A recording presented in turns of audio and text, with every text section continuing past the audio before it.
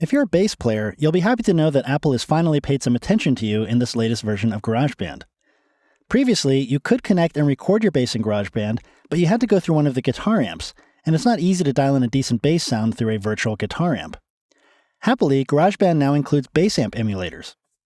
I'm still working with the same project I used in the previous movie where we were dialing in the guitar sounds, but for this one I'll select the bass track. And again, I'm using a pre-recorded bass track for simplicity's sake, but remember that you can play around with the sounds before, during, or after recording the bass. So I'll solo the bass track. Looking over at the library, I can see it's currently set to Clean Bass Modern Stack, and it sounds like this.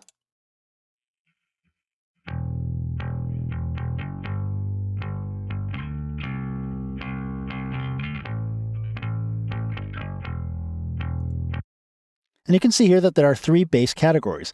We have clean, crunch, and experimental. Depending on which one you choose, you'll see different bass collections. So I'll click play again, and I'll just play around with some of these sounds.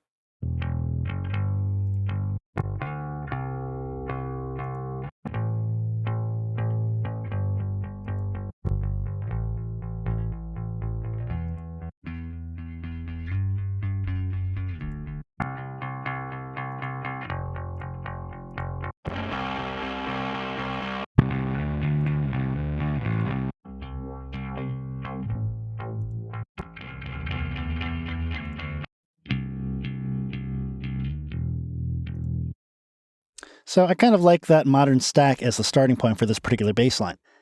Now, as with the guitar amps and other instruments, I can open up the smart controls when I have my track selected. And if I want, I can adjust the controls to continue dialing in my sound.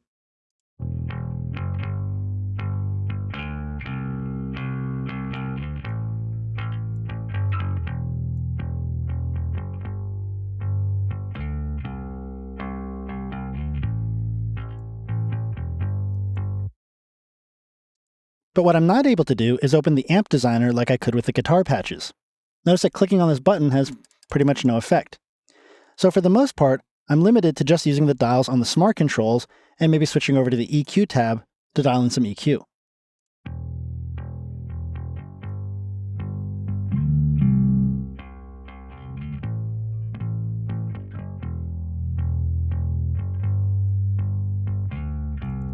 Which can help me improve the sound even more, but I don't get the kind of amp diversity you can get with the guitar amps.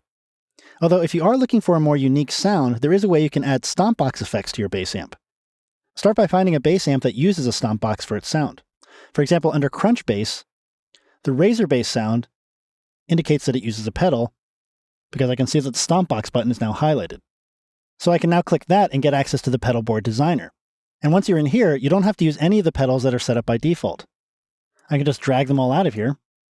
And actually, if you'll notice, if I switch back to the controls here, notice that leaves the fuzz portion of the smart controls blank, because that dial is for controlling the pedal that I just dragged out of there. But in any case, I can now drag in any pedal I want to use.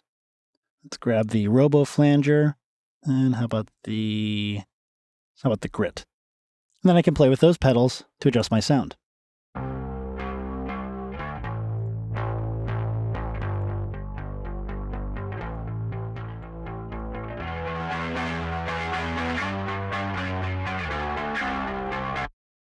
And I can also select pedals based on category from the menu up here again.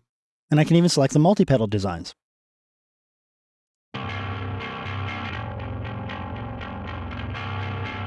Pull the distortion down a bit on that. Again, if I come up with a pedal board combination I like, I can save it from this menu here by choosing Save As.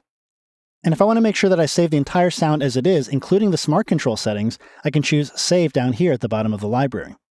That'll open up this Save Patch As dialog box, and you can just name it, save it in the default location, and notice that creates a category here called User Patches, which you'll be able to use to access all the custom patches you design. Okay, so bass players rejoice. You now have an incredible selection of bass amps to dial in the sound you want for your GarageBand projects.